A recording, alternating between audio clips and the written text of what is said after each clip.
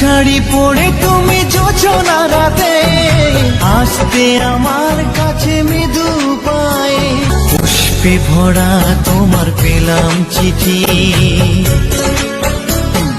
পুষ্পে ভরা তোমার পেলাম চিঠি, তাতেই করেছো তুমি আমায় অতিথি।